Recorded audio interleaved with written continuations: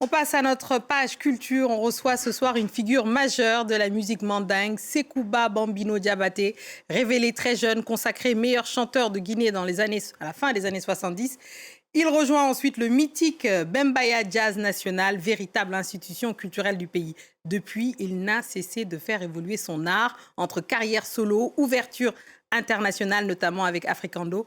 Comment préserver l'héritage griotique tout en parlant au monde? Quelle place pour la tradition dans la musique contemporaine africaine?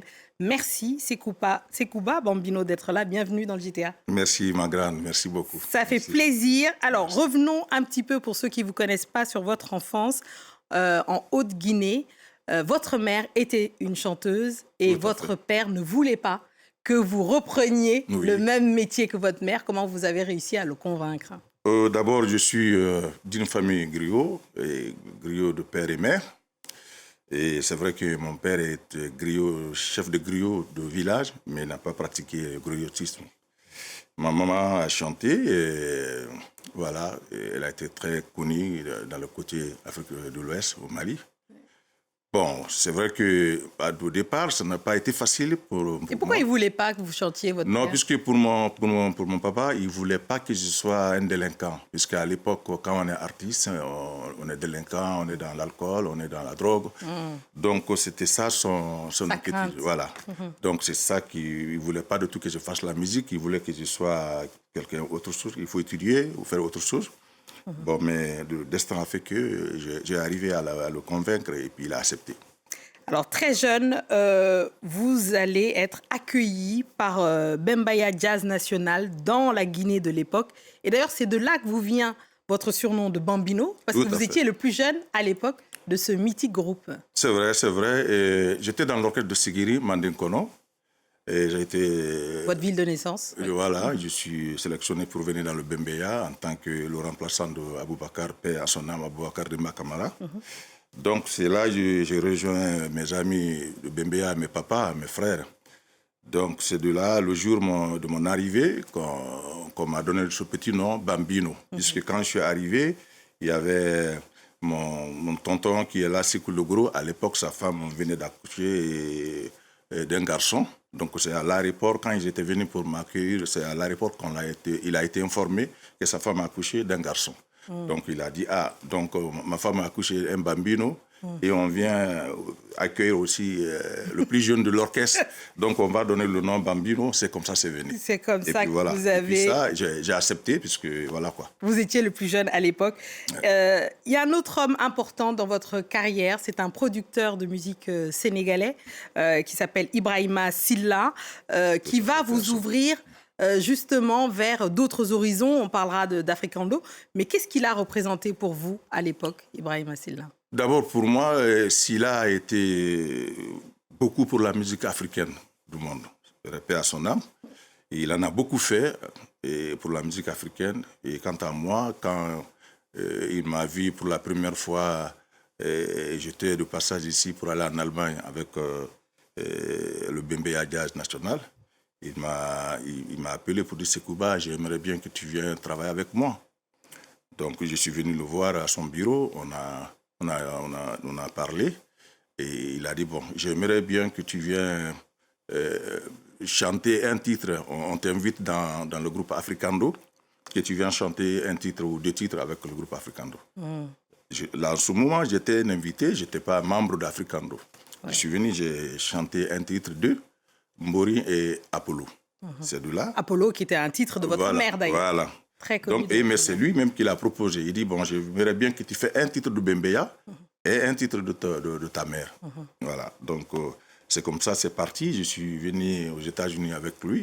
Et on a fait un premier essai et puis ça a bien marché. Et puis, à partir de ce jour-là, il a dit, bon, maintenant, Sekouba, tu fais partie du groupe Africando. Du groupe Africando. Alors, on va peut-être expliquer un petit peu pour ceux qui ne connaissent pas. Ce groupe mythique de musique africaine, de ce qu'on a appelé très vite d'ailleurs la world music, qui faisait des tubes. Donc, et on le sait peu, mais il y a quand même un vrai melting pot dans ce groupe-là et que ça vous a ouvert aussi les portes de l'international. Ah oui, tout à fait. Parce que vous savez, c'est vrai que je suis griot, je fais ma musique traditionnelle. Mais Africando m'a amené quelque part aussi dans le monde entier. C'est vrai que la musique mandingue avec la musique salsa, on a été quand même influencé par la musique rumba au départ, la musique cubaine. C'est vrai, on a grandi là-dedans. Mais pour moi, ça a été vraiment quelque chose, pour moi, ça m'a ouvert beaucoup de portes et puis une grande porte pour moi. Ouais. Et je dirais merci à Ibrahim Silla, paix à son âme, et tous les membres d'Africando, quoi, qui sont disparus. Oui, absolument. Et on pense fortement à eux et évidemment, leur héritage reste. J'aimerais qu'on parle aussi de vos engagements en tant qu'artiste.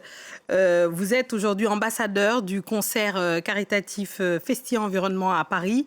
Comment un artiste comme vous peut-il transformer la musique en engagement concret pour le climat? Bon, vous savez déjà, pour moi, je suis un artiste engagé. Et depuis longtemps, vous savez, j'ai lutté avec la Croix-Rouge pour l'excision à l'époque. Contre l'excision. Contre l'excision. Et je suis l'ambassadeur de l'UNICEF, et voilà, pour défendre les enfants du monde. Et aujourd'hui, ici, je suis nommé comme l'ambassadeur de Festi Environnement. Pour moi, c'est tout à fait normal pour moi, c'est mon engagement et je suis prêt pour aller avec ça. Donc, c'est une fierté pour moi. Et alors, un dernier mot avant qu'on vous écoute chanter. Donc, vous êtes griot, on sait que c'est important pour vous. Quel message vous avez envie de transmettre aux nouvelles générations pour qu'elles puissent garder à la fois la tradition tout en étant moderne? Comment on concilie les deux?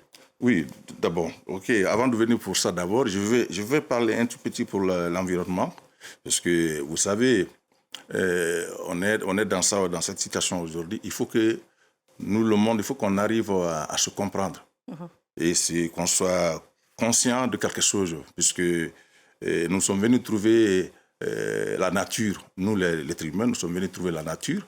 Nous sommes là aujourd'hui pour détruire la nature et dans le mauvais sens, quoi. Donc, il faut qu'on arrête, il faut qu'on se donne la main pour défendre et puis notre environnement. Bah alors, on va malheureusement... Alors, merci Sekouba, on va vous entendre chanter parce que sinon, on ne pourra pas profiter de vous. Eh bien, voilà. Alors, faites-nous une petite chanson. Malheureusement, ce sera très court avant qu'on se quitte. Merci, on se quitte sur la musique de Sekouba.